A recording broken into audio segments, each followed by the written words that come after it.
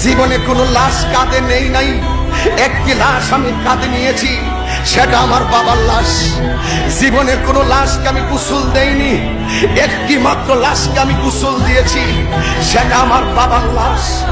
জীবনে কোনো লাশ আমি কবরে নামাইনি, একটি মাত্র লাশ আমি কবরে নামিয়েছি, সেই লাশটি হলো আমার বাবার লাশ। একটি অনুরোধ করে দিয়ে যাই যুবক তোমাকে, আজকে তুমি অস্থির হয়ে পড়েছো, আজকে তোমার বাবাকে তুমি শত্রু মনে করতেছ। এই বাবা হলো বড় বৃক্ষের মতন, বাবার লাশটাকে কবরে নামিয়ে বাবার মাথার পাশের কাফনটা আমি খুলে বাবার দাড়ির মধ্যে আমি ধরেছিলাম। সেদিন ভেবেছিলাম বাপটা আমার কত সম্পদ, বাপটা আমার কত অনুপ্রেরণা, বাবা আমার কত স্পিরিট, বাবা আমার কত উৎসাহ উদ্দীপনা।